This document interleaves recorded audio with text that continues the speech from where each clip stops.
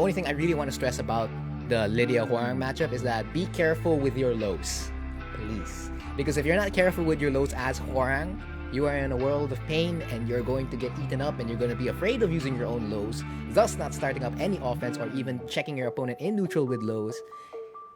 And the Lidia will just control the space, control the pace with her good moves and good spacing and high recovery on whiff, and you're more or less dead. That's basically what I wanted to say. That's the only thing you need to know about the Lidia matchup so far. For Hwoarang at least. Let's talk about the Lidia Hwoarang matchup, shall we? As you know, Lidia is the new character in Season 4, the Karate Polish Prime Minister. Oh, yes. So how does the Lidia Hwoarang matchup look like? Well, based on her punishment, more importantly, her while standing punishment, it's quite bad. What do I mean by it's quite bad? As you can see here, her 11 frame punish is a while standing 4-2. Another character who has something similar like this is Leo. Leo's is while standing 4, 1+2, and that gives knockdown. That's a very strong 11 frame while standing punish for lows. Most especially in Hwoarang's case because he starts up a good amount of his offense and continues some of his offense and even checks a lot and pokes in neutral, just like many other characters, but more pivotal to Hwoarang with lows, and most especially entering Flamingo. And since she has while standing 4-2, which is 25 damage and +8, that means she can freely check immediately and she takes a lot of damage as well. And she has, since she's complete from 11, 12, 13, she has a 14, right? Yeah, 14. And of course 15 would be a hop kick.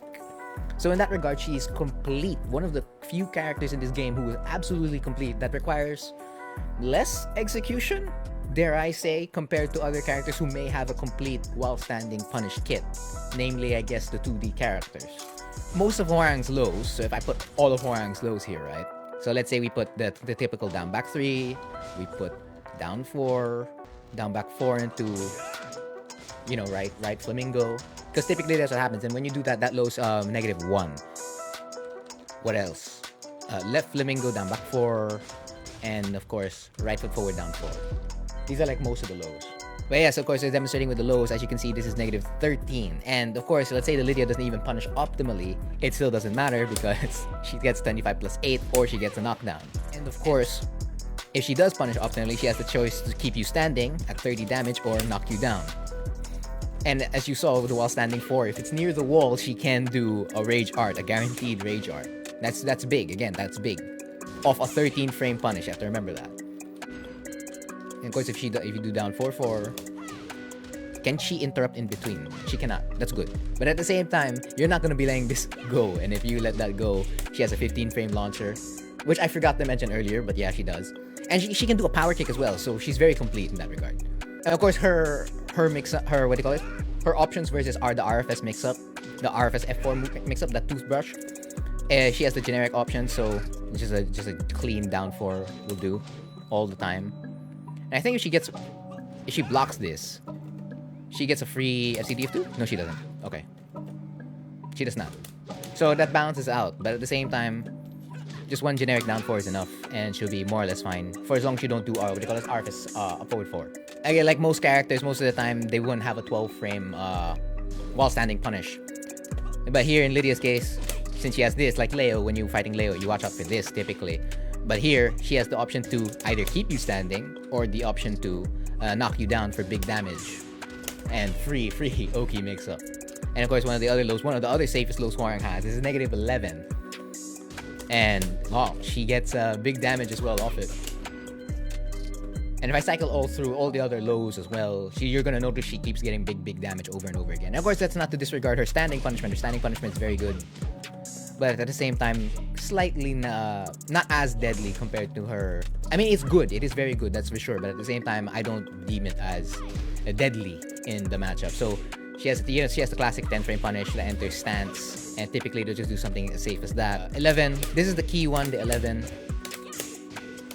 If the Lidia is punishing you really properly, but Hwoarang doesn't have that much, what do you call this, moves from standing that are like negative. So most of the punishes that you'll be doing most of the punishes that she'll be getting are typically lows, and then if you're a little bit risky as a Hwoarang, let's say you're doing stuff like 1-2-4 RFS 4 for whatever reason, that's when this is gonna hurt. And of course she's a really, really strong 14 frame punisher as well. Of course, from standing, she doesn't have like a 15. She does have a 15, which is this, right? But Hwoarang doesn't have like something that's super launch open. Most of his stuff is usually negative 14 down. The only thing that's super launch open is just back 3. And of course, she doesn't get that much damage off it. I mean, I can't do the blue sparks, but yeah, you get the point. Her combo variety off a hop kick isn't that much. But I mean, it's still deadly enough when you still get hit by it. And of course, in neutral, you'll be stepping towards the left, because if you step towards the left, you'll be avoiding her DF1, which is not an elbow, apparently. It's like a forearm. And her jabs. So most of the time, if you're stepping towards the left, you'll be fighting against FF4, DF4, and down 4. Those are the moves that are typically going to be catching you. And DF2. And of course, if they realign FF2, right? That's important. For the most part, it's not like she can super overwhelm Hwoarang. Hwoarang still has a chance to control. When he gets like the big mix-ups, he can still... So of course, even if Hwoarang has the ability to control a little bit more in the neutral, like most especially if he gets his big mix-ups, you still have to watch out for her punch parry, and of course her kick Sabaki and punch Sabaki. And of course, as Hwoarang, since you don't have elbows or knees, and the only move you have is a heel, and one other move that for some reason doesn't get reversed by Asuka's reversal, those moves again are still slow. So you still have to watch out for these. And since a lot of Hwoarang options that are very popular, like 1-2-3 Flamingo 1, like if I do it here, 1-2-3 Flamingo 1, you're not avoiding that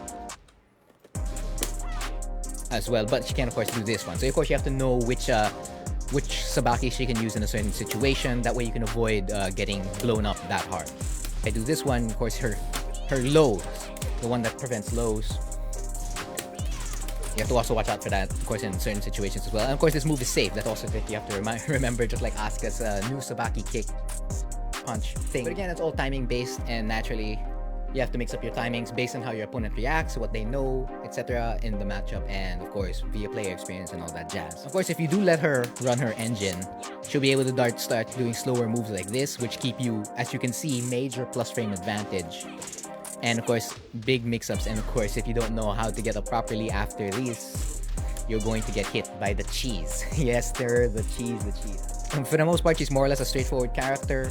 Hwoarang doesn't have anything special to avoid these mix-ups, because again, this is plus 12, plus 15. Of course, if she does enter, just like what was circling around Twitter, what me posted, you can just jump back, including for the Rage Drive when they enter. Of course, Rage Drive gives a guaranteed Heaven and Earth, but not off FF2. As you can see, it turns into -5 and -7 respectively.